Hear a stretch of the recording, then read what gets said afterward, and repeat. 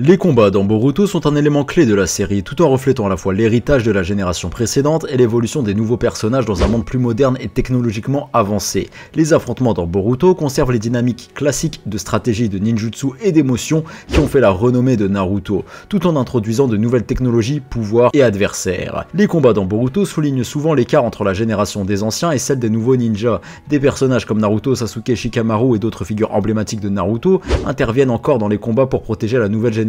Cependant, Boruto et ses amis aspirent à se forger leur propre voie en tant que ninja, sans rester dans l'ombre de leurs parents. Ces combats générationnels sont souvent l'occasion pour les jeunes ninjas de prouver qu'ils sont capables de faire face à des menaces tout aussi grandes, si ce n'est plus que celles affrontées par leurs aînés. Les combats contre ces puissants adversaires sont ainsi souvent des confrontations d'envergure, avec des techniques gigantesques et des pouvoirs capables de manipuler le temps, l'espace et même de détruire des dimensions entières. Comme dans Naruto, les combats dans Boruto ne sont pas seulement des démonstrations de force, ils sont souvent chargés d'émotions, de dilemmes moraux et de croissance personnelle. Moi c'est Pegasus et aujourd'hui on va s'intéresser aux 10 meilleurs combats de Boruto. Je tiens quand même à préciser que cette vidéo va s'intéresser uniquement aux combats de la première partie de l'œuvre. Donc tous les événements qui se passent dans Boruto To Blue Vortex ne seront pas pris en compte. Quoi qu'il en soit, n'hésitez pas à me partager en commentaire les amis déjà votre combat favori dans l'œuvre de Boruto et si vous êtes plus ou moins en accord avec mon top 10. Alors on enfile son bandeau de ninja et on commence tout de suite ce top 10 avec à la 10e place, la Team 7 versus Dippa. Le combat entre la Team 7 et Dippa dans Boruto est l'un des moments marquants de l'arc Kara qui introduit des membres de l'organisation mystérieuse qui représentent une menace pour Konoha. Ce combat se distingue par son intensité, la brutalité de Dippa et l'évolution des membres de la Team 7 après leur défaite initiale. Dippa est un membre intérieur de l'organisation Kara, il est extrêmement puissant et possède une capacité unique liée à son corps métallique qui lui permet de durcir sa peau avec du carbone, le rendant pratiquement invulnérable aux attaques physiques et ninjutsu classiques.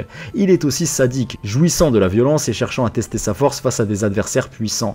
La première rencontre entre la Team 7 et Dippa se solde par une défaite écrasante. Boruto, Sarada et Mitsuki n'ont pas encore atteint un niveau de pouvoir suffisant pour affronter un adversaire aussi redoutable. Dippa, grâce à son armure de carbone, semble invincible et manipule les éléments du terrain avec facilité. Malgré les efforts combinés de l'équipe, aucune de leurs attaques n'est capable de percer sa défense. Ce combat montre la dure réalité que représente Kara et pousse chacun des membres de la Team 7 à réfléchir à leurs faiblesses. Le second combat se déroule dans un cadre beaucoup plus tendu. Boruto, Sarada et Mitsuki reviennent plus forts et mieux préparés, chacun ayant travaillé sur ses compétences spécifiques. Ce combat montre une évolution claire de la Team 7, tant sur le plan stratégique qu'émotionnel. Ce second affrontement met en avant une stratégie collective où chaque membre de l'équipe joue un rôle crucial. La Team 7 parvient à synchroniser leurs attaques de manière plus efficace que lors de leur première rencontre. La victoire de l'équipe 7 symbolise leur évolution. Ils ont su surmonter leurs faiblesses et sont parvenus à vaincre un adversaire supérieur en force brute grâce à la stratégie, la coopération et la détermination. Kawaki versus Garo. Le combat entre Kawaki et Garo dans Boruto est un affrontement crucial qui introduit véritablement Kawaki, un personnage clé de l'univers Boruto, tout en montrant l'introduction et l'importance de la marque Kama, ainsi que les liens entre Kawaki et Boruto. À ce moment-là, Kawaki est présenté comme un personnage mystérieux et complexe, anciennement captif et expérimenté par Kara. Kawaki est recherché par Garo, un membre externe de Kara qui cherche à le récupérer pour l'organisation. Ce combat est aussi la première fois que l'on voit Kawaki démontrer toute l'étendue de ses capacités, notamment liées à son Kama. Le combat commence lorsque Kawaki, blessé et affaibli après sa fuite de Kara, est attaqué par Garo. Ce dernier revanchard est équipé d'armes cybernétiques améliorées et cherche à soumettre Kawaki pour prouver sa loyauté envers Kara et surtout assouvir sa soif de vengeance. Malgré son apparente fatigue, Kawaki démontre rapidement sa supériorité en termes de puissance et de compétences. Ce combat est l'occasion de voir pour la première fois les capacités du Kama en action.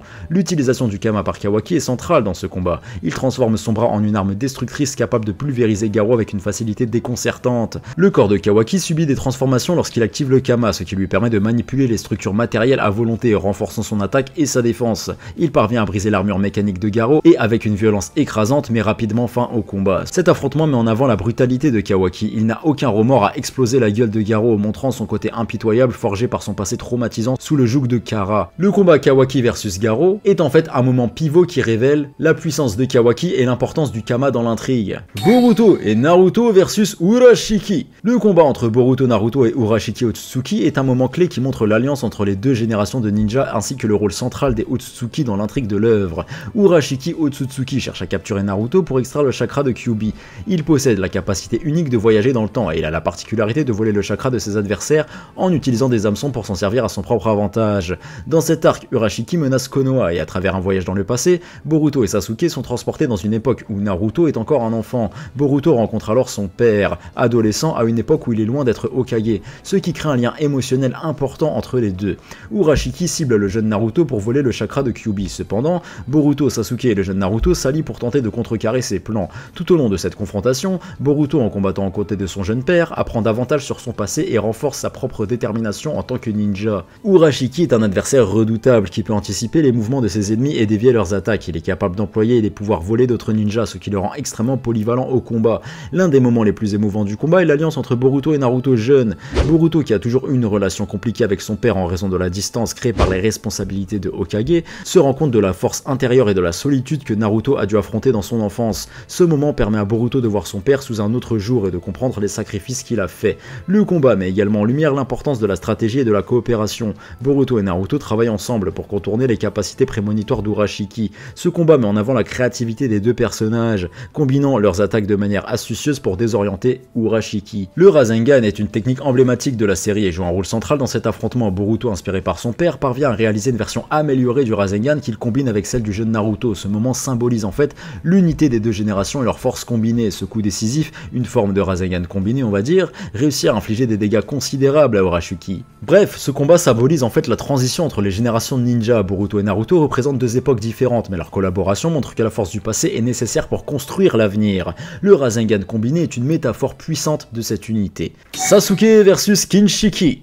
Le combat entre Sasuke Uchiwa et Kinshiki Otsutsuki est un affrontement spectaculaire qui met en lumière la puissance de Sasuke et la menace immense que représentent les Otsutsuki pour le monde des ninjas. Ce combat est l'un des premiers duels majeurs où Sasuke affronte un membre de cette race extraterrestre surpuissante. Les Otsutsuki sont introduits comme une menace planétaire à travers l'histoire de Naruto, et dans Boruto, ils deviennent les principaux antagonistes. Kinshiki, accompagné de Momoshiki Otsutsuki, est envoyé pour localiser et voler le chakra de Kyuubi de Naruto, ainsi que pour continuer la mission de leur clan. Sasuke, après la 4ème grande guerre ninja, protège Konoha de loin. Il est le Hokage de l'ombre et est toujours en déplacement. Lorsqu'il découvre Kinshiki et Momoshiki, il prend conscience du danger imminent et tente de les arrêter. Kinshiki se distingue par sa force brute et sa maîtrise des armes. Dès le début du combat, il montre sa capacité à créer des armes tranchantes à partir de son chakra qu'il manipule avec une habileté extrême. Son style de combat repose sur la force et la vitesse, cherchant à submerger Sasuke avec des attaques dévastatrices. En tant que dernier Uchiwa et l'un des ninjas les plus puissants du monde, Sasuke, lui, utilise son Sharingan et son Rinnegan pour lire les mouvements de son adversaire et éviter ses attaques. Sasuke se montre rapide, stratégique et capable de se téléporter grâce à son Rinnegan, évitant ainsi les attaques frontales. Bien que le combat semble équilibré, Sasuke parvient à se maintenir grâce à sa capacité à anticiper les mouvements de Kinshiki et à son habileté dans l'esquive. Cependant, le combat ne se termine pas sur une victoire nette pour l'un ou pour l'autre. Sasuke parvient à obtenir des informations cruciales sur les plans de Momoshiki et Kinshiki, puis retourne à Konoha pour avertir Naruto de la menace imminente. La Team 7 contre Boro. Le combat entre la Team 7 et Boro, un membre de l'organisation Kara, est l'une des batailles les plus mémorables dans l'œuvre. Ce combat met en lumière non seulement la puissance et la stratégie de l'équipe, mais aussi la menace sérieuse que représentent les membres de Kara, qui sont dotés de capacités extraordinaires. La Team 7 ira à la rencontre de Boro lors d'une mission pour sauver Naruto, qui a été scellée par Jigen dans une dimension alternative.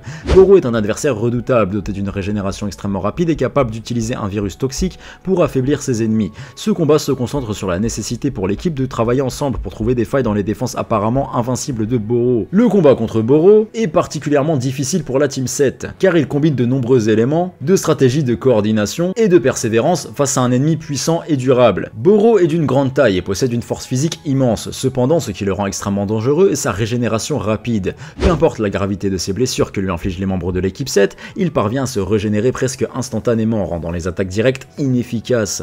En plus de cela, il libère un virus toxique dans l'air, affaiblissant peu à peu ses adversaires. Le tournant du combat survient lorsque Sarada, grâce à son Sharingan, découvre que la régénération de Boro provient d'un noyau à l'intérieur de son corps, qui déplace constamment sa position pour éviter d'être détruit. Ce noyau est la clé de la régénération et sans lui, il ne pourrait pas se soigner. Sarada communique alors cette découverte à l'équipe et ensemble ils établissent un plan pour détruire ce noyau. Sarada prend alors les devants dans cette phase critique du combat et décide d'utiliser une technique emblématique de son père, le Chidori, pour percer les défenses de Boro et détruire son noyau. Et franchement, quand on voit Sarada utiliser le Chidori, c'est les émotions! Après que son noyau a été détruit, Boro perd le contrôle et subit une transformation monstrueuse. Il devient plus grand et plus fort, mais également plus incontrôlable. À ce stade, la Team 7 semble dépassée par cette nouvelle menace. C'est alors que Boruto entre dans une phase critique. Son Kama réagit violemment et il est brièvement possédé par Momoshiki Otsutsuki, dont la conscience réside dans le Kama de Boruto. Dans cet état, Boruto manifeste une puissance écrasante, surpassant totalement Boro. Momoshiki, utilisant le corps de Boruto, lance une attaque surpuissante qui désintègre Boro en un instant. Le combat entre la Team 7 et Boro est vraiment un moment également décisif dans l'œuvre. Il met en lumière l'évolution des jeunes ninjas, leur capacité à faire face à des adversaires extrêmement puissants, et la menace croissante que représente le Kama. C'est un combat riche en émotions et en stratégie, et surtout en suspense, qui marque un tournant dans l'histoire de Boruto et pose les bases pour les défis futurs que l'équipe devra affronter. Naruto versus Delta. Le combat entre Naruto Uzumaki et Delta est un affrontement intense qui met en avant la puissance de Naruto en tant que Hokage et le danger que représentent les membres de Kara. Delta est une guerrière modifiée technologiquement et son combat contre Naruto montre l'évolution des menaces auxquelles le monde ninja doit faire face après la fin de la 4ème grande guerre ninja.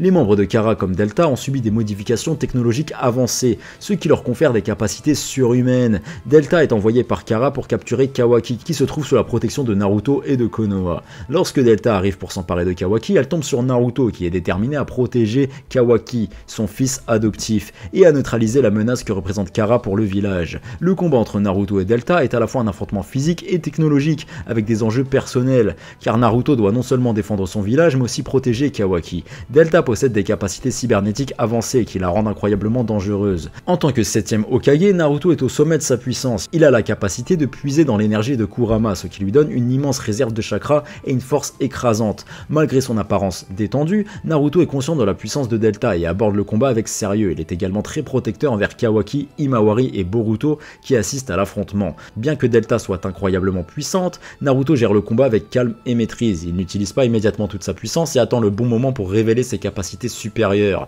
Cela montre à quel point Naruto a mûri en tant que combattant et chef. Le combat entre Naruto et Delta est l'un des affrontements marquants de Boruto, car il démontre la menace sérieuse que représente l'organisation Kara, tout en mettant en avant l'évolution de Naruto en tant que protecteur de Konoha et de sa famille. Ce combat est également un tournant pour Kawaki qui commence à embrasser les valeurs de ceux qui l'entourent. Naruto et Sasuke versus Jigen.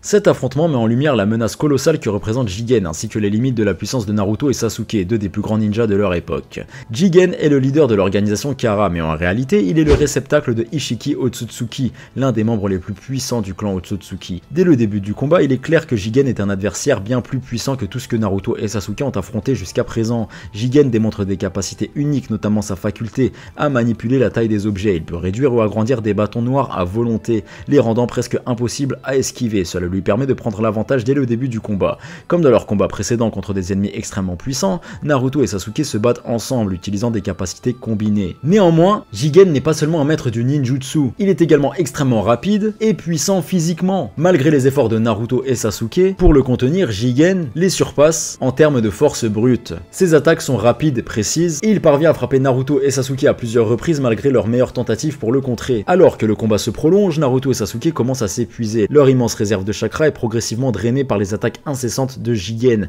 ainsi par le fait qu'ils doivent constamment esquiver et contrer ses techniques imprévisibles. Le combat se termine par une défaite décisive pour Naruto et Sasuke. Malgré leur puissance combinée, ils ne sont pas de taille face à Jigen, dont la capacité surpasse tout ce qu'ils ont pu affronter jusqu'à présent. Naruto est capturé et Sasuke est gravement blessé. Naruto et Sasuke versus Momoshiki. Le combat entre Naruto Uzumaki, Sasuke Uchiwa et Momoshiki Otsutsuki est l'un des affrontements les plus mémorables et spectaculaires de l'œuvre. Il se déroule pendant l'examen de Chunin et marque un tournant non seulement pour les personnages principaux, mais aussi pour l'introduction de nouvelles menaces issues des Otsutsuki.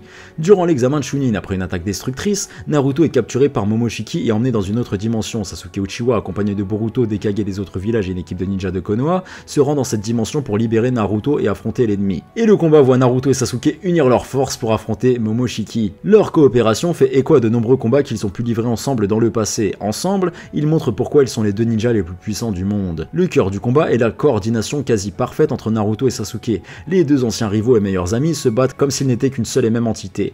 Sasuke utilise son Rinnegan pour manipuler l'espace-temps et surprendre Momoshiki avec des attaques rapides, tandis que Naruto utilise son incroyable force physique et son vaste chakra pour faire pression sur l'ennemi. Le taijutsu est également mis en valeur dans cette bataille, où Naruto et Sasuke en parfaite synchronisation frappent Momoshiki avec une série de coups impressionnants. Bien que Naruto et Sasuke semblent avoir l'avantage à plusieurs reprises, Momoshiki reste un adversaire incroyablement puissant. Le point culminant du combat se produit lorsque Boruto, qui a été spectateur jusqu'à présent, entre en scène. Bien que Naruto et Sasuke soient au centre de ce combat, Boruto joue également un rôle important dans la défaite de Momoshiki. Cela symbolise le passage de flambeau entre la génération de Naruto et celle de Boruto. C'est aussi un moment où Boruto commence à accepter son héritage et surtout à le comprendre. Et d'ailleurs, le moment où Boruto fait son Rasengan géant grâce à Naruto qui lui donne de la force, etc. Et justement à ce moment-là, on voit voit tous les flashbacks de l'histoire de Naruto et Boruto Sentira, tout ça, etc.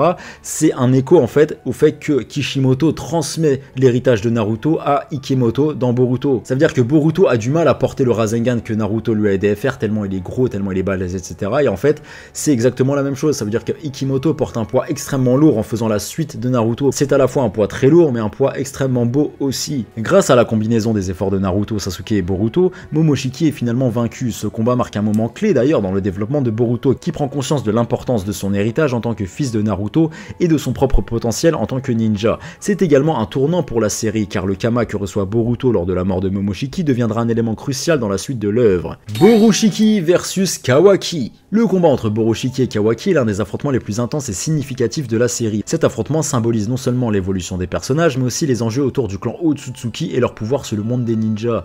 Boruto Uzumaki, après avoir reçu le Kama de Momoshiki Otsutsuki lors de leur combat contre Momoshiki, est peu à peu possédé par ce dernier. À un certain point de la série, Momoshiki commence à prendre le contrôle de Boruto, ce qui donne naissance à une forme hybride connue sous le nom de Borushiki. Le combat entre Borushiki et Kawaki se déroule après des événements dramatiques dans lesquels Naruto et Sasuke ont été mis à mal par Ishiki et où Boruto lutte contre la prise de contrôle de Momoshiki sur son corps. Ce combat commence lorsque Momoshiki prend le contrôle du corps de Boruto, profitant de l'affaiblissement de ce dernier. Kawaki, qui voit Borushiki comme une menace pour Naruto, n'a pas d'autre choix que de le combattre. Bien qu'il ait perdu son Kama, Kawaki s'est entraîné et a développé de puissantes techniques basées sur ses modifications corporelles. Sa détermination à protéger Naruto est au centre de sa motivation. Le combat est féroce, marqué par des échanges rapides de taijutsu et de ninjutsu. Borushiki utilise les techniques volées à travers le Kama, tandis que Kawaki utilise ses capacités basées sur ses modifications scientifiques et son nouveau Kama. L'affrontement devient de plus en plus personnel, avec Kawaki luttant non seulement contre Momoshiki, mais aussi pour sauver Boruto de cette possession. Kawaki, bien que déterminé à arrêter Borushiki, est déchiré entre l'idée de sauver Boruto ou de le tuer pour éliminer Momoshiki. Ce dilemme reflète le thème central de la série. Jusqu'où est-on prêt à aller pour protéger ses proches et sauver le monde? Le combat se terminera finalement par la victoire de Kawaki, qui parvient à neutraliser Borushiki et à empêcher Momoshiki de prendre définitivement le contrôle de Boruto. Cependant, le combat laisse Boruto dans un état critique et les conséquences psychologiques pour Kawaki sont lourdes. Il a dû affronter non seulement un ennemi, mais aussi son ami, ce qui soulève des questions sur la véritable nature du Kama et de la relation entre Boruto et Kawaki. Ce combat met en lumière le fardeau que peut représenter le Kama pour Kawaki et Boruto. Ce combat pose finalement des questions cruciales sur le pouvoir, le destin et le prix à payer pour protéger ce que l'on aime. Naruto versus Ishiki. Ce combat est sûrement le plus épique de la série, marquant un tournant décisif pour le personnage de Naruto. Il oppose deux des plus puissantes entités du monde ninja, Naruto avec sa nouvelle forme baptisée le mode Byron et Ishiki Otsutsuki, l'un des membres les plus puissants du clan Otsutsuki. Ce combat est essentiel à la fois pour son intensité, ses sacrifices et son impact sur l'histoire de Naruto et Boruto. Lors de ce combat, Ishiki montre une supériorité écrasante, il peut manipuler des objets, les agrandir ou les rétrécir à volonté et sa force physique dépasse celle de Naruto et Sasuke. Même en utilisant leurs pouvoirs combinés, Naruto et Sasuke ne peuvent rien faire face à cette vitesse et cette puissance. Quand tout semble perdu, Naruto activera le mode Byron, une transformation stupéfiante qui change complètement la donne. Sa vitesse et sa puissance atteignent des niveaux incroyables, surpassant même ceux d'Ishiki. Cette forme rend Naruto capable de contrer chaque attaque d'Ishiki et de le surpasser en combat rapproché. Naruto devient si rapide que même Ishiki a du mal à suivre ses mouvements. Sa force physique est amplifiée au point où il peut frapper Ishiki avec une violence qui le déstabilise.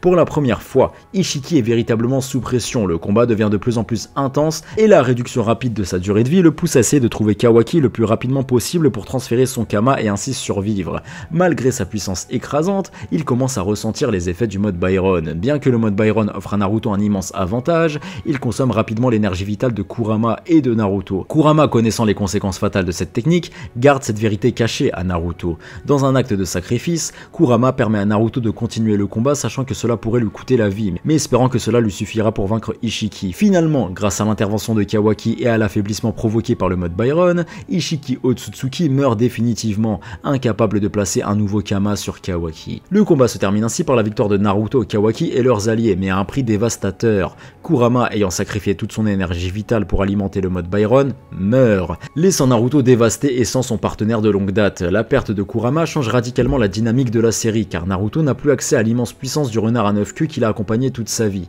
Ce combat souligne le thème du sacrifice, un élément central dans Naruto. Kurama, qui au début de la série était perçu comme une menace et un ennemi, fait le sacrifice ultime pour protéger Naruto, son ami. Ce sacrifice est l'un des moments les plus poignants de la série, montrant à quel point leur relation a évolué depuis leur première rencontre. Ce combat prépare aussi le terrain pour le passage de la nouvelle génération. Avec la perte de Kurama, Naruto n'est plus aussi puissant qu'avant, et Kawaki et Boruto en fait deviennent les figures centrales de la série. Le combat entre Naruto et Ishiki est vraiment l'un des moments les plus marquants de l'œuvre. Il offre non seulement une conclusion épique à la menace immédiate d'Ishiki, mais surtout une évolution majeure pour Naruto en tant que personnage avec la perte tragique de Kurama. Les combats dans Boruto mélangent tradition et innovation avec de nouveaux ennemis et technologies tout en conservant les valeurs de courage, d'amitié et de sacrifice qui ont défini Naruto. Chaque affrontement est une opportunité de développement pour les personnages, tant sur le plan physique qu'émotionnel, en plaçant la nouvelle génération face à des défis toujours plus grands, tout en héritant de l'expérience et des enseignements de leurs aînés.